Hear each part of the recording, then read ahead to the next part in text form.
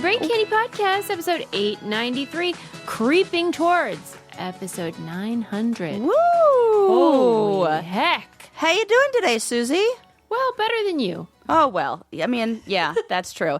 I say, if it ain't one thing, it's another. Susie is referring to the fact that I look like, I say kind of look like Quasimodo from Hunchback of Notre Dame, where he's got like one squinty eye, but it's kind of really big and puffy. Yeah. Yeah, so Yeah, don't worry. Got a wonky situation. It's not pink eye and it's not contagious. I just have good.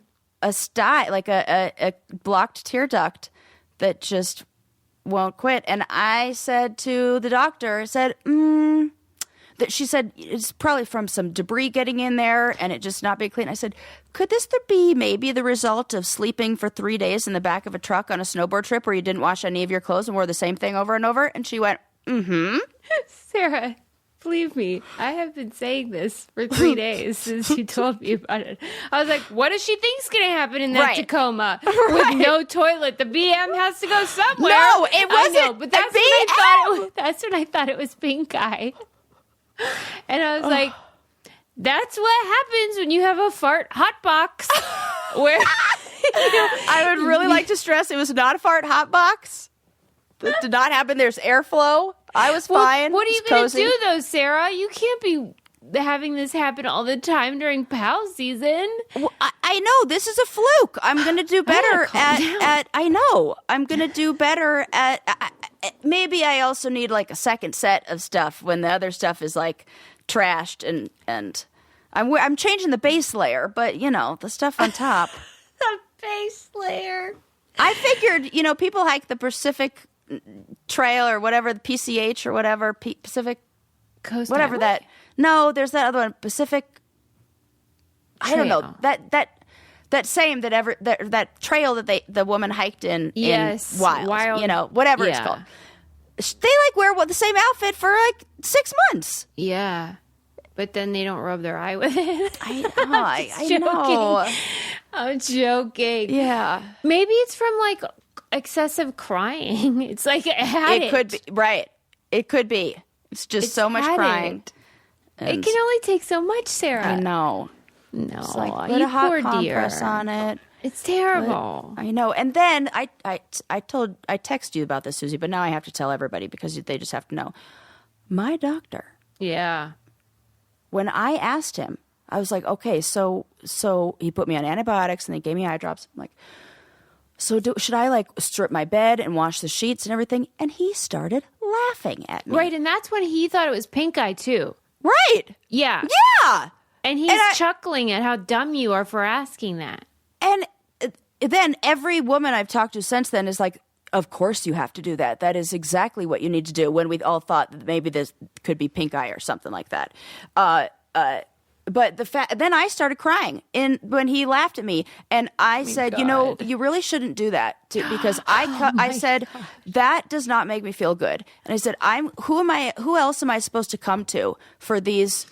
I'm asking you this question because, and he goes, well, that's not how, like the bacteria, whatever virus or whatever won't stay active on those surfaces for that long. And I said, I don't know that. I'm a therapist and a podcast host. I don't know those things. I come to you to ask you those questions, and it feels really dismissive and makes me kind of want to get a new doctor. Not kind of, 100% I am getting a new one. Did you say that to him? Yes, I did. Yes. Because I was like, no, I'm saying all the things. Wow. And so I told him that. Damn, a clogged tear duct really makes you a badass. Holy crap. Thanks, Suze. I'm glad you think that's bad because I felt like, you know what? I hope he thinks about. And then the worst part is he may have said sorry somewhere when I was talking to him, but I said when I was done talking, he said, anyways, and then carried on. And I was like, that also feels dismissive, and you can at least say I'm sorry. And he goes, I already did. Sarah. I mean. Talk about a bad bedside manner. Like, what is going on? Did you sense acrimony before this visit? No. You thought you had a nice relationship. I didn't think we had any relationship. I'd been there, seen him twice via telehealth for like eczema and this eye situation.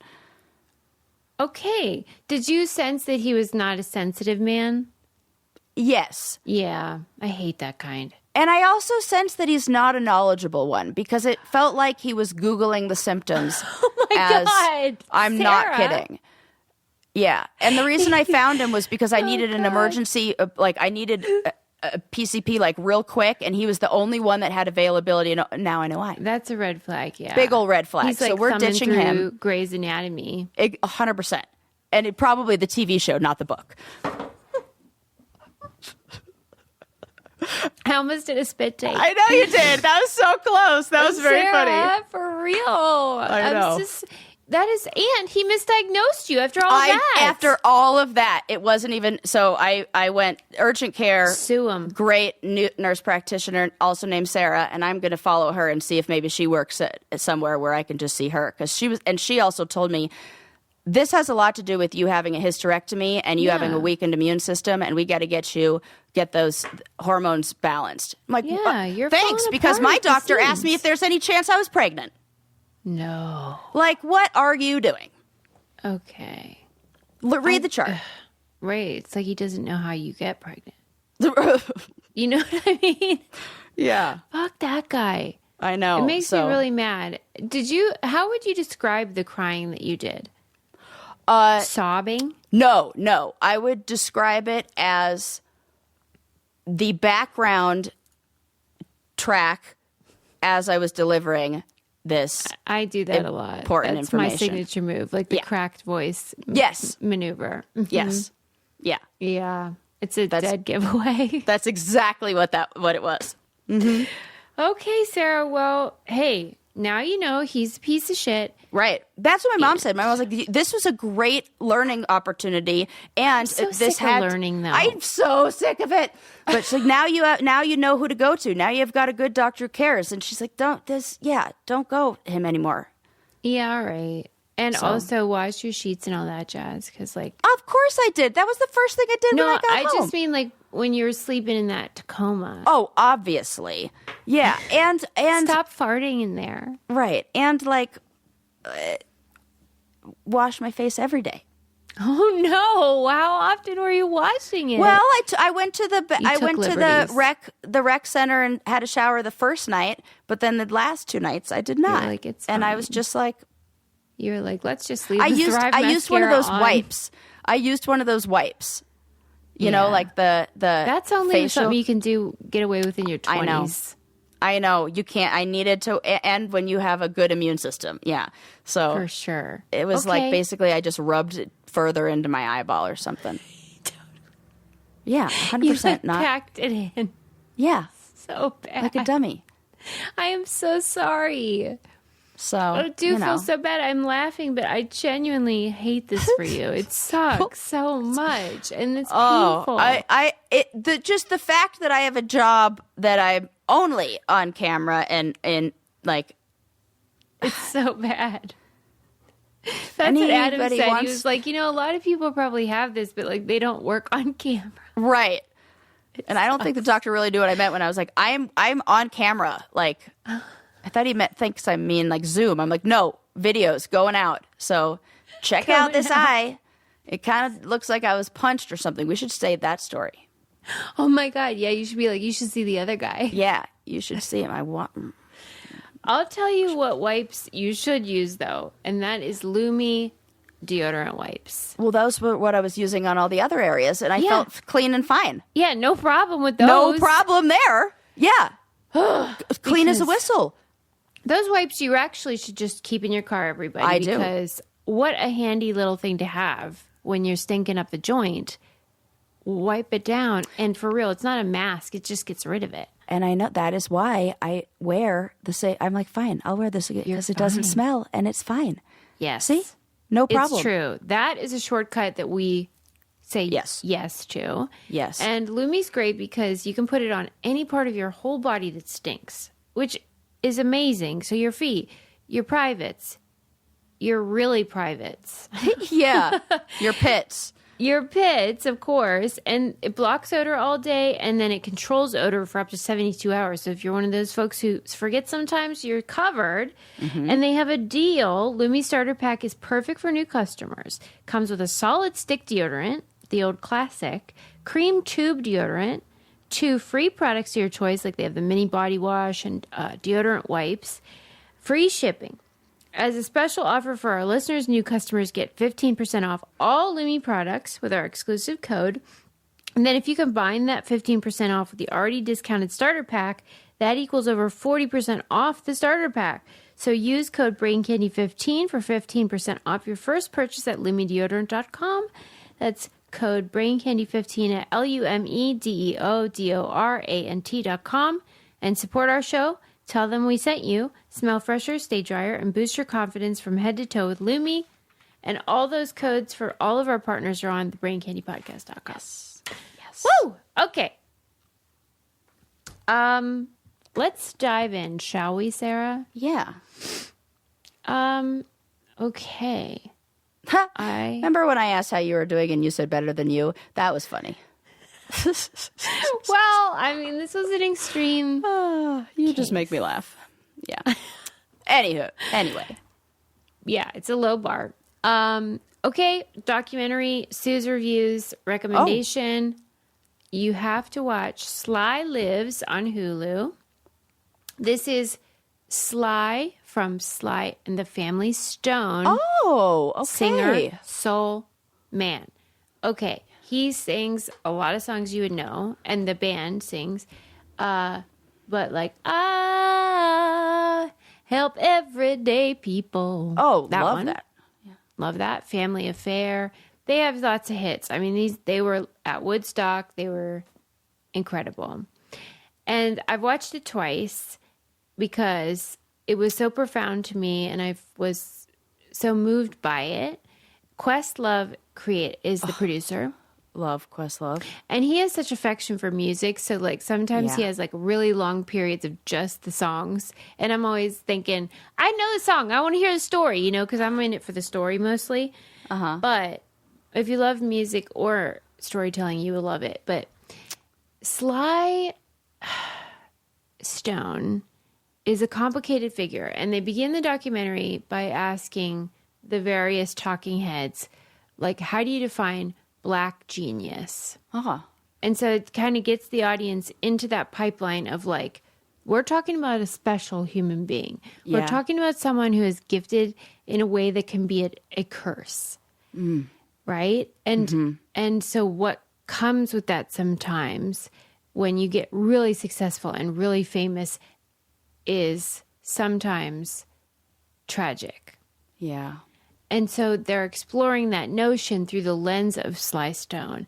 And they had one interview in particular, the footage of which is sliced throughout, where it's later in his career. And you sense that he's in like a vulnerable place. And the interviewer doesn't give a shit and is going to like needle him and say hurtful things. And he has to sort of respond to this confrontation that he has blown it. And so that's like the scaffolding for the film in a way where it's like he's at a point in his career where people are saying like, how'd you fuck it up? Gosh. And seeing somebody deal with that, in particular somebody that is clearly, if you can create music like that, you're a very sensitive person. Yeah. Like, I think of Prince in the same way. Like, when you have, like, when like you're Michael dialed Jackson. into something transcendent like that, Yeah. it's almost like too much. Right. You're like a raw nerve. Yeah. And that's what you observe in this interview is somebody who almost is like a childlike. Yeah.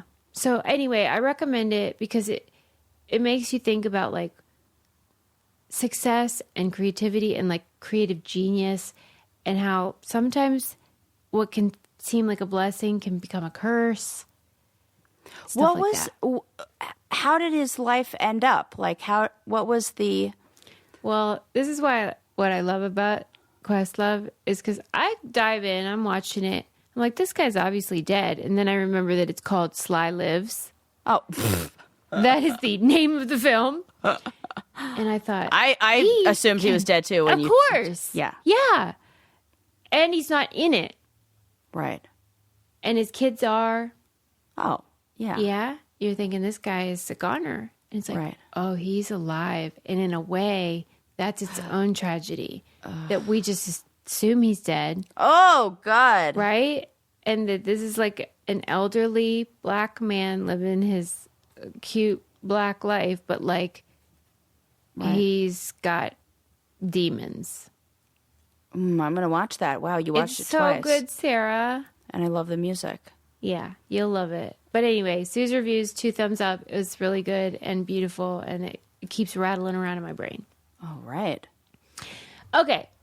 Now, moving on. Okay. What do you think of how Gen Z freaking loves lowercase? Like, oh my gosh, that's very, very funny. Like the letter, like the letters. Yeah. Okay, this has got to be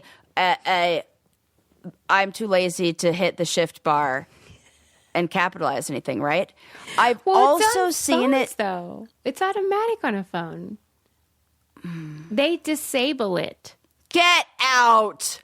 They do. No. Yeah. No. That, in a way, I don't know why, but it feels like, you know how people are saying we have an extended adolescence now? There's something about that feels childish. Yeah. And like also that extended adolescence. Yeah. Why does it feel like that with lowercase letters? Because they're baby letters? Well, kind of maybe. I feel like that might be it because I'm like, use grown-up letters. Use big girl letters. Big girl letters, like a capital M, for Christ's sake. Well, that in a is way, so I think funny. you're right because maybe it's not because they're baby letters, but I think it's in this article, which was in the Guardian. It's basically that like they think that like capital letters are like too harsh and stern. Okay. Woof. You kids, the kids are not all right. The kids are not all right. We've taken gentle parenting too far. It's now bled into the alphabet. For real, they're just like, whoa, pump the brakes. That's crazy. It's crazy. But don't tell them that But because do you they think will it's say that we are because- ableist. That is not, no.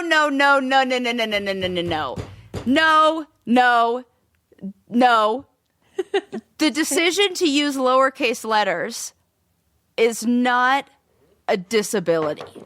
No. They'll say that saying someone's crazy is ableist. Oh, for fuck's sake. Okay. Oh, well, let them. Like, okay, Yeah. Okay. Should I say that's irrational? Is that better for them? And it is. That's irrational. It's irrational. That is, oof. Yeah. I mean, it was hard for me to learn how to not write in a passive voice. You actually helped me with that because I turned in had you read over a paper one time and you like introduced me to that in the softest, nicest, gentlest way. And I was like, yeah, you're right. That's totally a passive voice. I hear that. And now like this is taking it to another level. We got passive uppercase, lowercase. I think there, to a certain extent, it's something, you know how they always use the word normalize. I mean, in this case, it's kind of true where if everyone in a chat room, forum, online, wherever you're talking, text, is doing something, then that becomes like what looks normal to you. Yeah, right. So then I can imagine, like, if you then use regular capitalization, you look like some sort of weird principal or like, I could see that. Right. Security guard. Yeah. Look at the narc over here. Right. Yeah, like that. So I get that component, but something has to get spread far enough for that even to be a thing. So there's two things at work, but basically the article was interviewing all these kids and they were all saying that same kind of thing, that they feel that lowercase reflects their values and reflects their values. Like my God. They think they're like Bell Hooks or E. Cummings, you know, who like chose the old lowercase. Yeah. They think that this is like some sort of statement about like hierarchy and power. Okay. Well, then you use those lowercase letters to draft Write up some sort of work literary that's, masterpiece. Yes. Then I will be like tip of the hat. Yes, there you go. You're right. You know, point proven. But they ain't doing that. This seems more like we've redefined or recategorized whatever, or maybe expanded the use of capitalization, like capital letters. You know, when you are like talking like this and you do like a lowercase o, big O, then lowercase l, like capital. Spooky. Like that. Like that maybe because of how that's used, that we're changing like the symbol, like because that's all letters are. They're just like a symbol. And so there's a different, that symbol represents something different because of how it's used for that generation versus ours. Yeah, it must be. I think that they are like way too serious and need to like calm it down. But they say that lowercase writing is a way to reject authority and rigidity, and that this is like it's about inclusivity and an emotional connection. Okay. Now explain this one to me. There's a person that I know who texts, and any message I get from them, every word is capitalized, which would require effort. That's insane. It is insane. It's very strange to me. What do you think that's about? You've never asked? No, I haven't. I don't know them close enough to. Iambic pentameter or whatever the heck. Who's doing that? It's like a poem. Yeah. That would be very disorienting to me. I wouldn't be able to read it properly. It's very strange.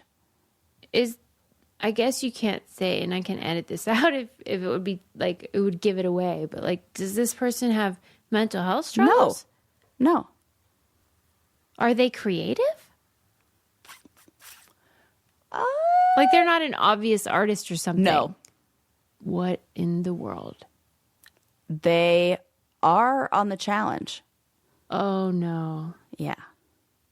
You have got to be kidding me. I am not kidding. No wonder you've not asked. Right. Thank you. Thank you. It. Thank you. What am I going to say? Yeah, I already have a reputation. Right. That to me is very strange behavior. Yeah. Okay. I'm going to send you. I'm going to show you. Wait. I'm going to show you. I'll tell you what's not strange behavior, and that is how I cannot wait to jump into my Cozy Earth sheets and duvet cover because it is phenomenal.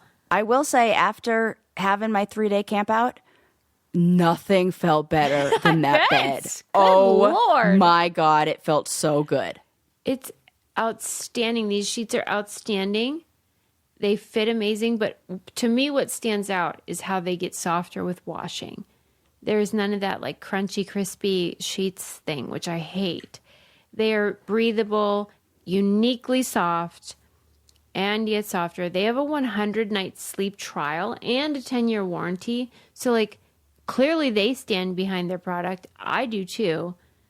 They are also cooler than cotton. Like I don't know what it is, like bamboo viscose, magic, whatever it is. Oh, it says, best-selling bamboo sheet set made from 100% premium viscose from bamboo. See, I was right. Yeah. But I don't give a crap what it's made out of. It's cool and amazing and soft. And they have a deal. Visit CozyEarth.com. Use our exclusive 40% off code, Brain Candy. 40% off! I just did this for our guest Oh, sheets. nice. Yes. Because you know what? Don't give your guests the crappy sheets, please. Okay. And again, it's cozyearth.com, exclusive 40% off code Brain Candy. Yes. Okay. That's the deal. Check them out. They have other stuff too. They have like their pajamas clothes, are pajamas, so cozy. socks, all that. Yeah. Not just sheets and bedding. Okay. Anyway, so Gen Z thinks that just using proper capitalization is an affront to their sensibility. I don't get it. I noticed it with like songs and albums. Like I think Olivia Rodrigo does that, and Billie Eilish, and it's like, okay, we get it. You're young. I also wonder if it didn't. So when things get sorted alphabetically, does the lowercase a come first, or does it uppercase a come first? I don't know. I guess I thought upper. I would think that too, but like sometimes if you just change like the first character, like it can up. I don't know, demote it, or whatever. Something like that. Maybe that is something. I don't fucking know. I'm making that shit up. You're giving them too much credit. Way too much. Yeah, you're right. Okay. Okay. So this is a little bit more serious, but there was the Netflix a documentary series about Black Hawk Down. Oh, okay. Yes. It's called Surviving Black Hawk Down. And I don't know if did you see the film? Yeah. I can't remember. Yeah, a long time ago, whenever it came out. I know the story. Yeah. This is a very famous military disaster that happened in Somalia. And my sister Gretchen recommended it to me. And I was going to watch it anyway, but then she said it's very thought-provoking and it makes you really think about our veterans, our military, the type of people that end up fighting abroad. Yeah. And what that looks like, and also what it's like if you live abroad, if you're like a resident of Somalia, a citizen of Somalia. Yeah. Because it included interviews with all the people there who were, just in the wrong place at the wrong time or involved in the shooting. Because basically the Black Hawk Down, Black Hawk is a helicopter, and they shot down this helicopter, which was like an impossible thing. They had like nothing. They had like crappy guns. They were just, how the stereotype of what we would think Somalians would have cooking. And yet they shot that thing down, and then they dragged one of the dead military members through the streets. The video went, at that time, what would be viral, but it was on the news, not online. And it was a disaster. But I mean, I also watched this twice, and it's long, but I just could not quit thinking about it. And I kept wanting to know more and understand it more, because the Somalians that they interviewed were very good storytellers, very interesting people. And you start to think, who is the bad guy here? Who is the good guy here? Right. They had a new baby in their house, and then here come the military, the U.S. military. Yeah. And you think, oh, we really, as Americans, love the narrative that we are defenders of justice, defenders of democracy. We are the good guys. And even in the film, when the U.S. military men would describe what they were doing, they would refer to certain Somalians as, and I saw some bad guys, like kind of like a boy would say, like cops and robbers, like, you're a bad guy, I'm a good guy. Right. It's a very simple explanation for like stuff that's not that's simple really at all. Yeah. And so you think about all that, but I do not say any of that to dismiss the heroism of these men, and of course, I'm sure women, but there were no women military that I saw in the film. But a lot of them were freaking 20-year-olds. Right. They had just graduated high school. These are boys. What would you say the intention of the film is? Black Hawk Down, the fictionalized film, was made by Ridley Scott. He directed it. This was produced by Ridley Scott. So really? So it's very beautiful to watch, and it's very cinematic. Yeah. And he, of course, had access to all of the footage from his film to use. I like that he gave another perspective after that. Is interesting, because that makes me think that maybe this was weighing on his conscience. And that he felt that this was an important thing for people to understand or see, because after everything that it's like almost in a way he contributed to a lot of the a mythology. Yes. And now he's like, we need to set history straight and show. Wow, that's really interesting, Suze. I mean, the takeaway for me, but it's not shoved down your throat.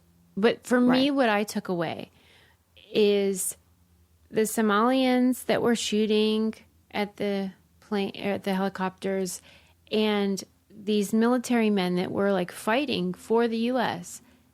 Nobody's a bad guy.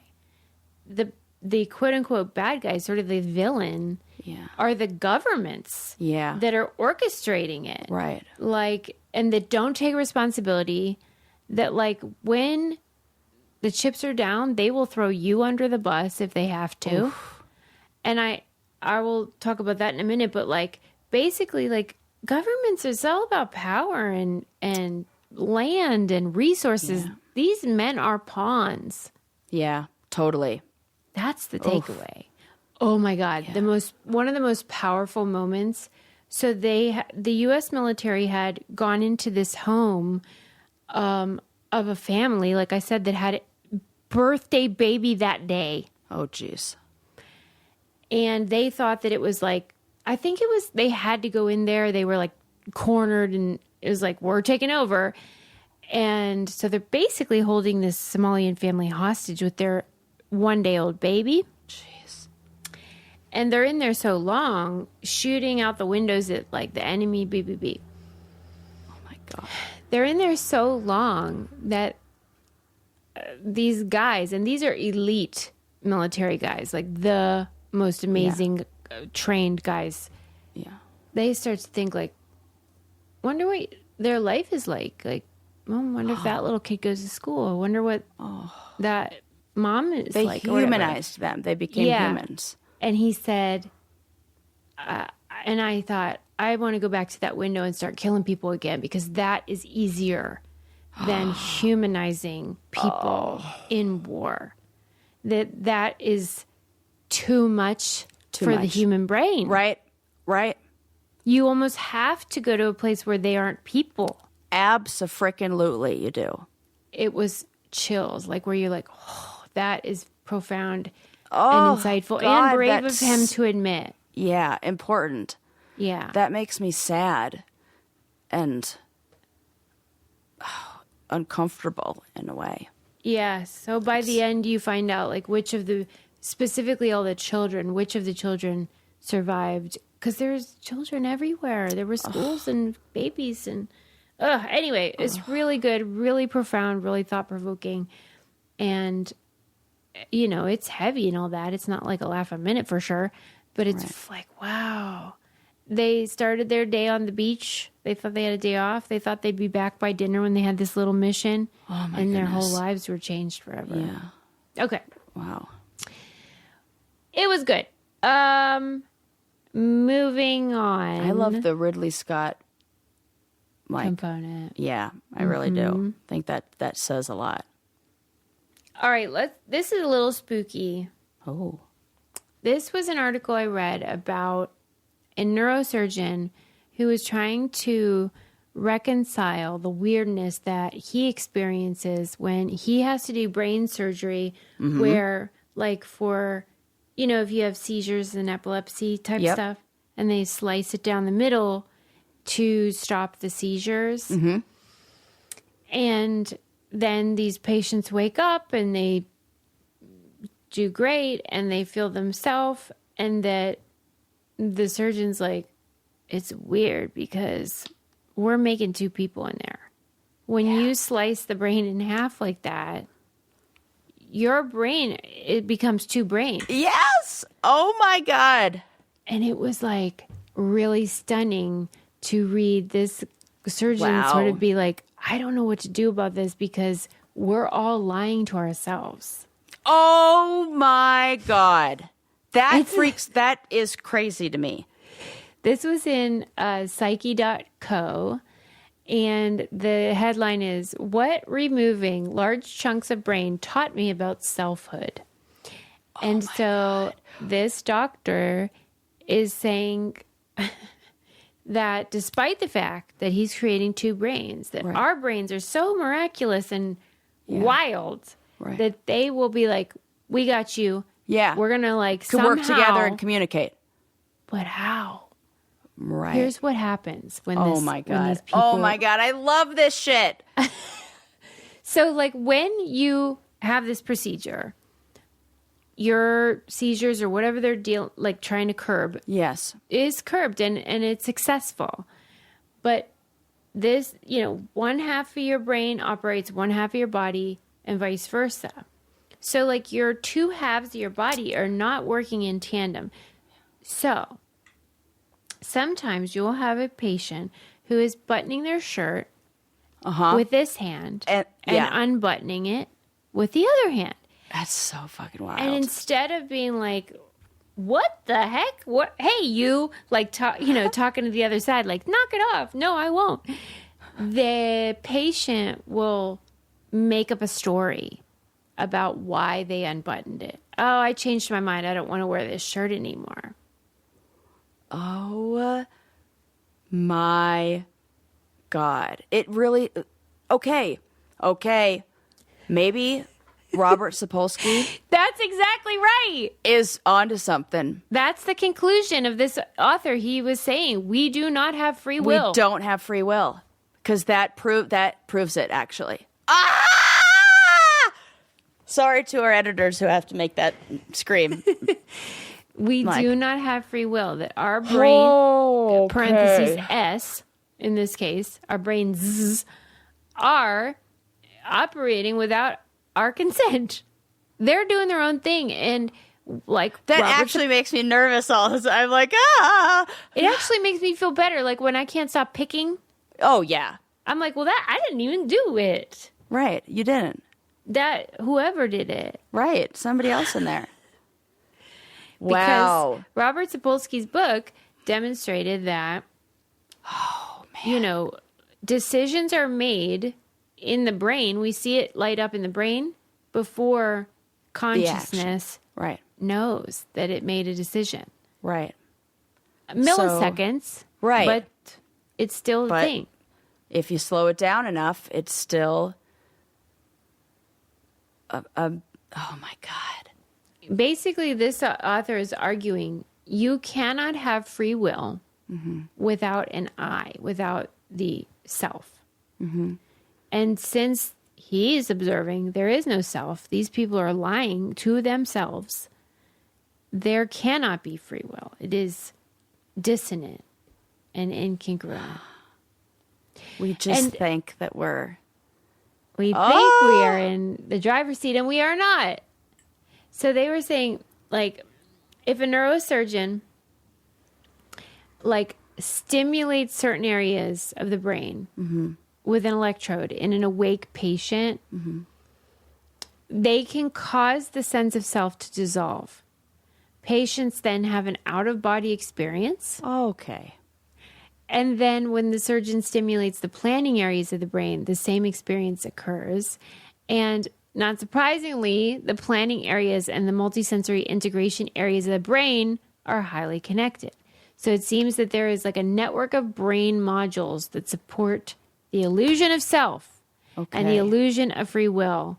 And the two phenomena are biologically interconnected. Oh my gosh. So like it's almost like there's been something put in our brain to say, keep telling this body that it's got its own like steering wheel when it really does not. I mean, if that's just, that feels like more proof of simulation theory, that we're all just like, that somebody somewhere is playing a game and I'm their avatar, and I think as the avatar playing this game that I'm controlling everything, but really, I bet the little guys that I play with on Tony Hawk Pro Skater think they're the ones doing those flips and everything too. But nuh-uh. What if they do? That's me. What if they have a podcast and they talk about it when you're like sleeping? Oh my God. I hope it's cool. Is wild. Okay. Wow, that blows my mind, Susie. I'm gonna have to think about that one for a minute. Okay. So that was interesting and also very disturbing. What else do I want to talk about? Hold on. Oh, I mean, in a way, it kind of bleeds into this other article I was reading. This, I think, was in The Guardian. And this was about how they discovered that babies have a consciousness, like way earlier than we thought. Huh. That they have like an inner life. And then they described how they determined that. So the way that they started to make this discovery was that we're improving brain imaging. So like MRIs. Yes, yeah. Part of the problem with studying babies is like you have to be still in an MRI. And babies aren't. Right. They wriggle around.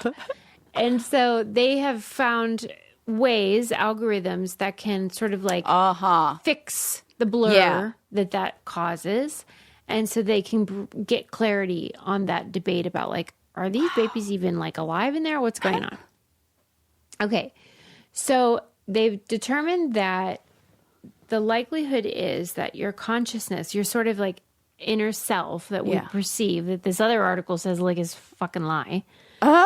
Our inner self, our consciousness develops a few weeks before you're born. So like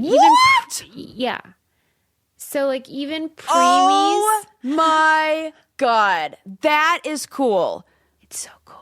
Because that kind of feels like when the soul comes down and is like, here's who you are. I chose this one now. Yeah. I'm ready to be born.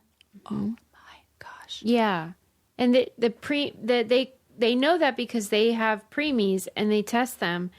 And there's a time period before the due date when if they're out, they do develop it still. Wow. So like we know that it's before they're born, and if they're preemie, it's a certain point before the due date. Yeah. Wow, right? My gosh. Yeah. So the ways that they're determining this are, like, you know how traditionally it's always been like, we put like a little bit of ash on their nose and have them look in the mirror. Do they brush it off? Right. Yeah. Like that sense of self. Yes. If they rub it off when they see themselves in the mirror, they have an awareness that like that person in the mirror is also me. Mm-hmm. And that's typically happens 18 months to 2 years old. Uh-huh. And so like up until very recently, we were like, that's when they start to get their selfhood. And so much so, this blew my mind. Up until the 1980s, when we did surgery on babies, we didn't give them anesthesia because we thought they couldn't feel it. I mean, like the crying didn't tell you. Can you imagine that, or that the memory, they just wouldn't have the memories of that, but they do. In this article, it didn't even say the memory. It said they didn't think they had an inner self. Oh my God, that's terrible. It's terrible. I'm mad. Oh my God. Because that's a lie. And like, what is the harm in giving it to them just in case? I think what it is that they didn't study the effects. They don't know how much is the right amount because it's not like a standard adult human. in the same way they like, oh, redheads, we got to give them more. Like they're fucking guessing, checking over there. They're fucking idiots. Okay, so then they have a way of looking at it, because when we're resting or daydreaming, like human beings, we have this default mode network. That's what they call it, that our brains clicks into. But then if like something captures our attention when we're daydreaming, then we snap back into this executive control network. Yeah. And it also happens to people who are asleep and dreaming, and it's considered by most people to be evidence of a conscious state, because you can see like the ebb and flow. But people under anesthesia do not have it. Right. No consciousness. Right. And so this is one of the ways that they determine like, are babies like fucking human or not?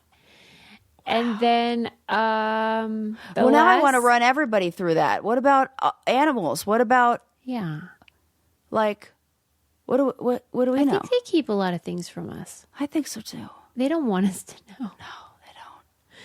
And then the one other marker was like that develops in the last stage of pregnancy, and that's the ability to move our focus from object to object. And they also call something called the oddball paradigm.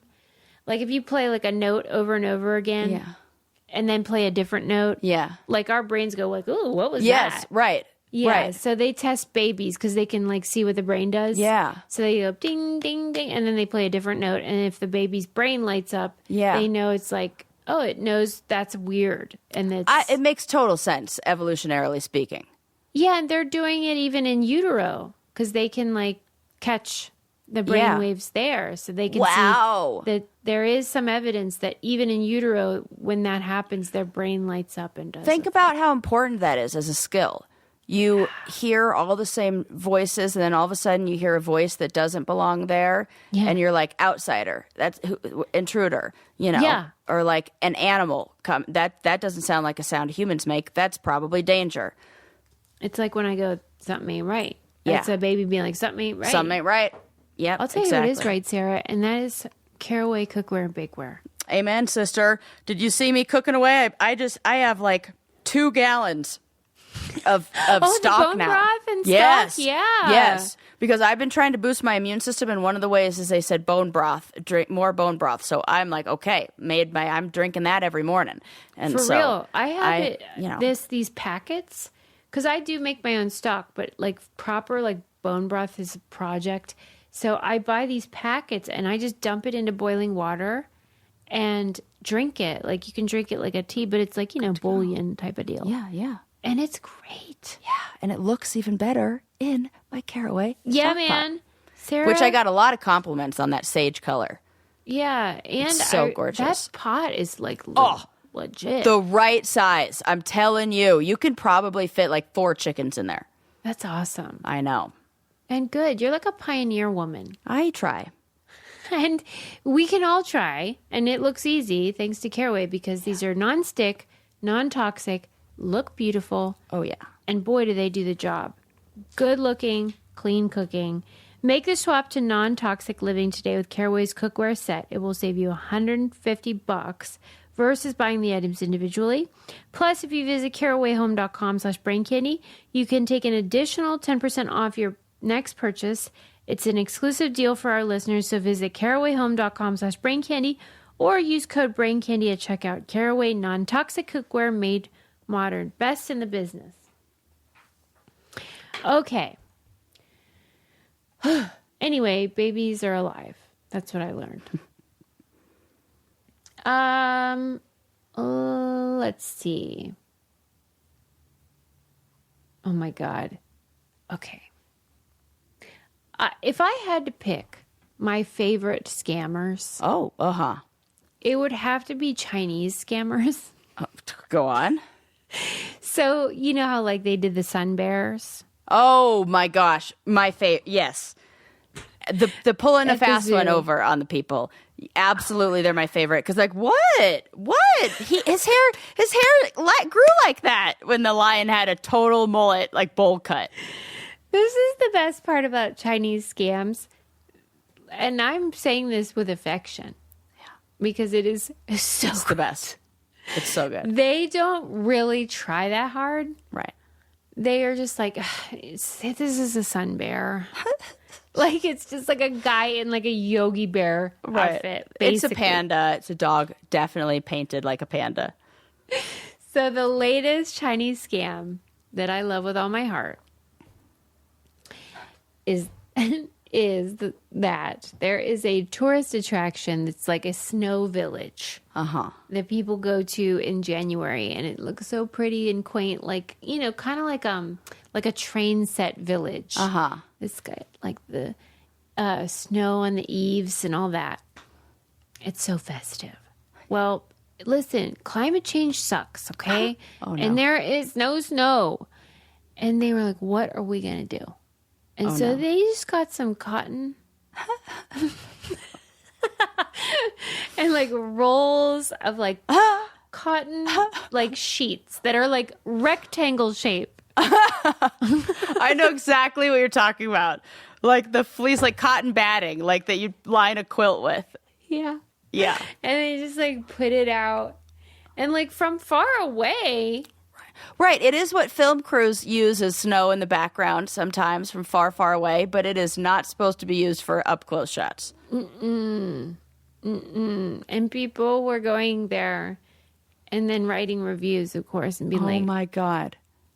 so mad about it. I would have been so happy if I went and that was what I saw.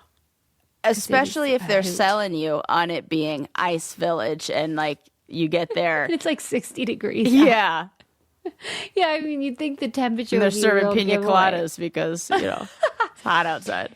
It's just so great because for me, the pictures are what really does it. Because it's like the hard angle of the rectangle and just straight lines. They are Like, just what? phoning it in. What? That's snow. You were expecting other stuff? And then they like the fact that they're always so like ashamed. Like there's this big apology or a big denial, which I prefer. But, Yeah, big denial is what I'm used to with the zoos. but if they do apologize, it's like we just didn't know what to do. Like there's no snow. I know. I kind of feel bad. I kind of don't blame them. Like, you know, Yeah, considering. right. But in a way, to me, the indictment is on tourism, where it's Yeah. like, it's like there can't always be snow. Right. Those are the breaks. I remember a story about, I think it's in Yosemite, where at a certain time of year, because of how the sun hits, it looks The like fire yes, it waterfall. looks like there's Yeah. fire going over the waterfall. Tourists love that so much that back in the day they used to dump actual fire, like embers, off of the edge into the forest, and it feels the same. It feels like we're doing this thing that's not helpful. So And we're people can, keeping like, up tell their appearances, friends. yeah, for tourism's sake, and that is Stop not- doing it. stop doing And that. tourists, get a hold of yourselves. Right, go, Good Lord. look outside. Just you know, It's all fine. It's fine. All right. they set up It like cracks Santa's me up, village. That's funny. There is this kid that was covered in the New York Times who does reviews. He's like 10 or 11. He does reviews of restaurants, but he only reviews one item. Huh? What? Shirley Temple's. Oh, I've seen this kid. This is so great. Have you watched any of his reviews? Yes, I have. I have watched some of his reviews. How would you describe them? Like very fair. And I would also say he rates them on a wide range of, like, he has different category criteria. Mm-hmm. Yes, and I think he's good at his job. Yeah, he's thorough. He's He's discerning. Harsh but fair. Totally. Okay, so this kid, he's just passionate about Shirley Temples. And he felt, as a youngster, he's been doing this a while, that Shirley Temples they were getting lazy. Yeah. And he has discerning taste. And so he wanted to put these restaurants to task. Yeah. What is the color? What is the carbonation? What are the ingredients? Are you including cherries in the beverage? Yeah. And then he rates them from 1 to 10. I love it. Well, it is sweeping the nation because his reviews are so consequential. Oh, well, that's good to hear. Yes. He favors ginger ale over lemon lime soda, if you know what I mean. Sprite. Oh, who knew that was a good combo? I would have never known that. What do you mean? Ginger ale? That's the classic. Get out. I've never had it with that. I've only had it with 7-Up or Sprite. Whoa. Except the Roy Rogers, which is with Coca-Cola. This is shocking. I've never had it with ginger ale. This must be because you're a little bit younger than me, maybe. Or maybe because it's a West Coast, East Coast thing. Yeah. Okay. Yeah, it's geographical. Maybe. Yeah, I never would have thought of that. But now I'm going to go ask for one. Okay, yeah. It's traditionally, I think, ginger ale with grenadine and then cherries. He deducts points for missteps of any kind. Like if you serve it to him in a plastic cup. He doesn't like that. No. Right. No sippy cups. Yeah. No sippy cups. He does not like store-bought grenadine. And if you give him fewer than 3 cherries, he is outraged. And to keep his ratings honest, he visits restaurants without notice, and his parents pay for the meals that appear in his reviews, okay? So he's not getting any of this gratis.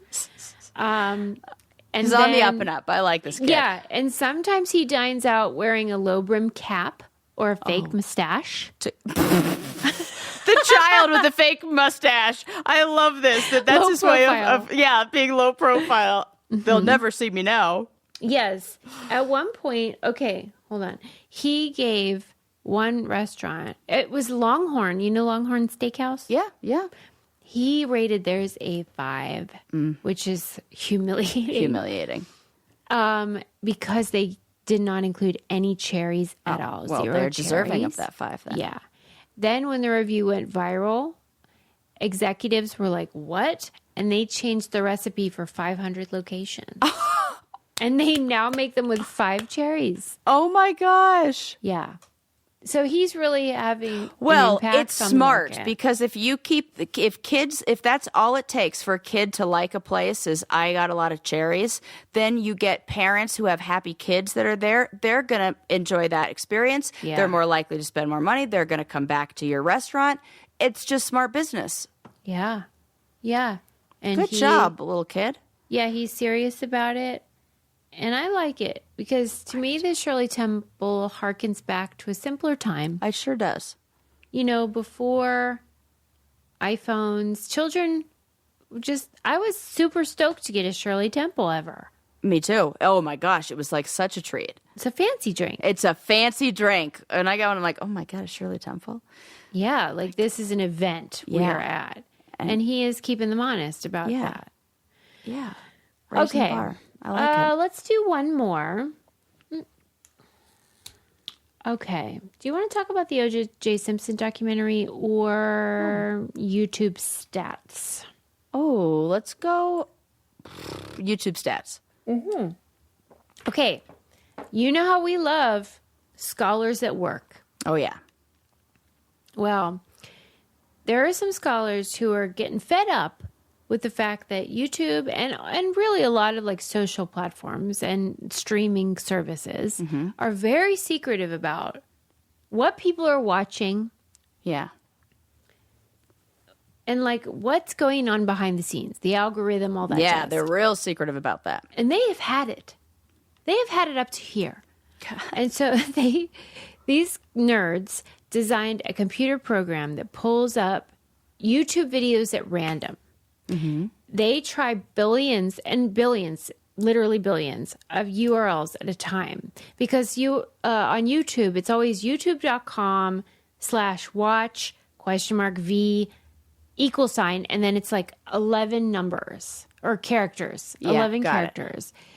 And so they developed this program that uses that URL and then rotates the symbols, the follow. Oh, got it. But because it's numbers and letters, there's so many possibilities that it takes over 10,000 videos, like, just to get 10,000 videos, they had to do 8 trillion potential URLs. Whoa.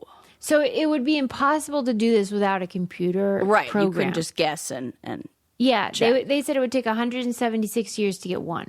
Okay. Yeah. Okay. But here's what they learned through this amazing computer program. Okay. In 2006, around 65,000 videos were uploaded every day. That's a lot. Yeah. But of course, that's a long time ago. And now, more recently, the company says more than 500 hours are uploaded per minute. Whoa. But they're very tight-lipped about the number of videos.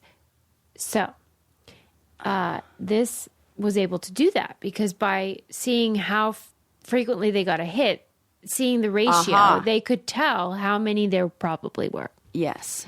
Okay, so in 2022, they calculated that YouTube housed more than 9 billion videos. Oh my God. By 2024, it was 14.8 billion. So it's a 60% jump in 2 years. Whoa. However, only 0.2% are monetized. 4% include that CT call to action of like, comment, subscribe. Okay. Like anything like that where you're telling people to do something. 14% had like a set where it was like, we're filming right here. Yeah. 38% Interesting. had editing. So like more than half had no editing at all. Nothing. 50% had shaky camera. 40% were just music. And the median views of a video, what do you have a guess of how many the median view count? I would say like 2 views. 41. 41. I mean, okay, basically but low. 2. Basically 2. Right. Yeah. Okay. Like when you put them all together. 41 is sort of what's Man, the fact that expected. people are just wanting to put up stuff that just doesn't ever... People just want to post things. Well, they were saying like what it originally had been branded as like broadcast yourself. That was the slogan or tagline or whatever. Yeah. Yes. But now the way that they brand is more like watch Mr. Beast, watch these amazing performers, like a TV show kind of. I see. And so like their branding is not consistent with what is actually going on. And what is actually going on is more mundane storage of videos for like regular people. Yeah. And also like local governments that like broadcast their stupid live PTA meetings or like city council, like boring crap. But that's useful and helpful to communities, but it's not like what you think is on YouTube. You're not like looking for that usually. Yeah, I would have never thought. So I guess what they're trying to say is that like what YouTube wants you to think it is different than what it actually is. It's infrastructure rather than a streamer.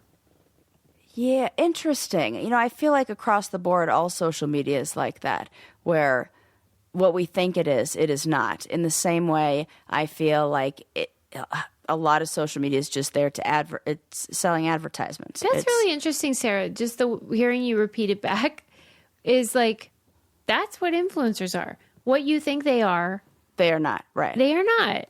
Right. What people think we are not. Right. Like, because it's flattened. It's sort of not the whole it's a facade. Story. Right. Yeah. And that, not that you have to consider like what something really is, but if you want to get a deeper understanding of how things work, how the world works, how influence is actually happening, what informs your choices and behaviors.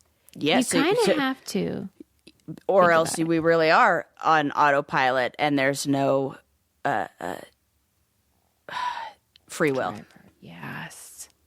Interesting. Very interesting. Good topics. I wish these companies would stop it with the secrets. Yeah, what do you think why be so secretive? I think that it conflicts with how they want people to see their platform, number one. Mm-hmm. They don't want you to think a video is only going to get 41 views. Ah, I see. Yeah. And then also that they do not want the general public to understand the machinations of the things that are literally changing your brain and culture and society and government and politics and geopolitical everything. Okay, good answer. Yeah. That's fair. Sarah's like, I regret asking. Yeah, I totally understand that. Yeah. Like that, it is so much easier to think like, this is just where I watch cat videos. Right. And it's not, right. And there's to so think, much. like, this is what determines whether a dictator is installed, whether your data is mined from a billionaire or whatever. Whoo! Wild. And that's a lot. And it's probably too much. It is we too just much. want cat videos. We just want the cat videos. But anyway, thanks for listening, everyone. Good reviews, good docs to watch after this. Yeah, man. That Sly Lives on Hulu and Surviving Black Hawk Down on Netflix. Really excellent and thought-provoking. Yeah. Well, thanks, Suze. Thanks, everybody. And let's wish Sarah a happy, healthy recovery. Yeah. Yeah. See you next time. Bye.